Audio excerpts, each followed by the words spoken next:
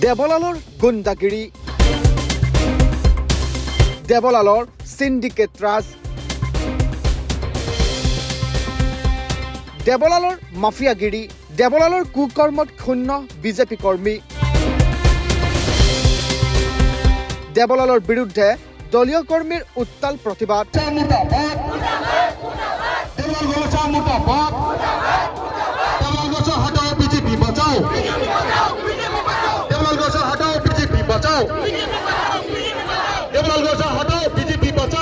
দেবলালক শাসনচ্যুত কৰাৰ দাবীৰে প্ৰতিবাদ বিজেপি কৰ্মীৰ।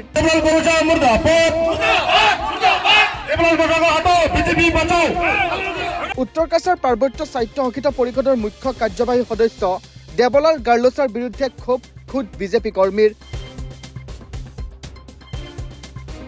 দেবলালৰ কুকৰ্মত অতিষ্ঠ হৈ ডিমা হাছাও ৰাজপথত বিজেপি কৰ্মীৰ উত্তাল প্ৰতিবাদ।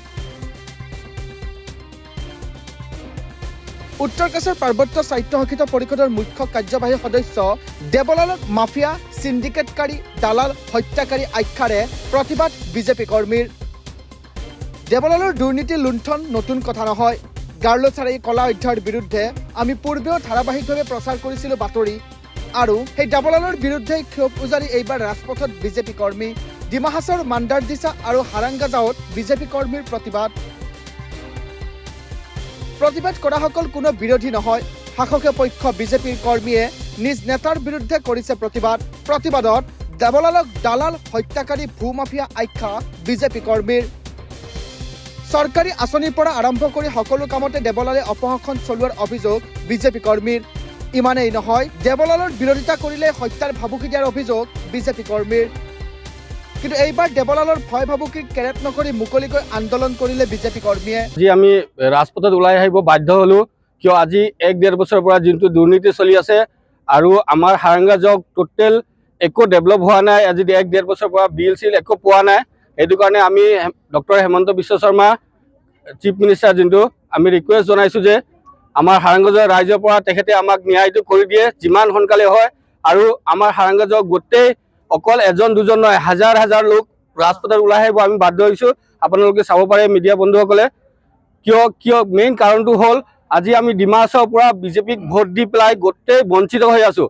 একো আমাৰ আজি যিমান কাম হৈছে কামৰ একো বিল চিল পোৱা নাই, আৰু যোনটো একদম বিজেপিক ভোট দি পেলাই আমি ভুল কৰিছোঁ যেন লাগিছে। আৰু দুৰ্নীতিমুক্ত যেনে আমাৰ ডিমা হাছাও দুৰ্নীতিমুক্ত হয়, এইটো যিমান সোনকালে পাৰি কৰি দিবৰ কাৰণে মই ৰিকুৱেষ্ট জনাইছোঁ। চিফ মিনিষ্টাৰ ডাঙৰীয়া মামাক মই প্ৰতিবেদন জনাইছোঁ যে আমাৰ সোনকালে এই ডিমা হাছাওত কি হৈ আছে, ঘটনাবিলাক হৈ আছে, ডিমা হাছাও কাউন্সিলত আমাৰ দেৱলাল চিএমৰ জৰিয়তে আমাৰ হাৰাংগাজাওক পুৰা বঞ্চিত কৰি থ'লে। এই এতিয়াৰ যে চিএম আছে আমাৰ দেৱলাল গাৰ্লোছ, তেওঁহঁতে হটাব লাগে।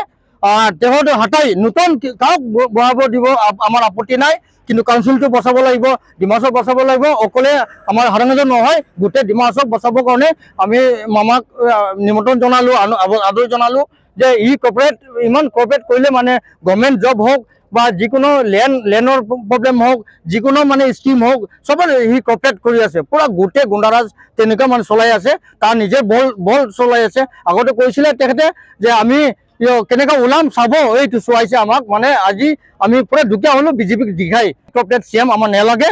আমাৰ ডিমা হাছাওৰ মানুহে তাক একদম কোনে নাপায়, নেভাবে যে তাক চিএম থাকিবলৈ। তাক যদি নাহাতায় তে আমাৰ ডিমা হাছাও বৰবাদ হ'ব, আমাৰ বিজেপিও আকৌ মানে বৰবাদ হৈ যাব। যেনেকৈ আগত গাঁতাত আছিলে তেনেকৈ গাঁতাত গুচি যাব।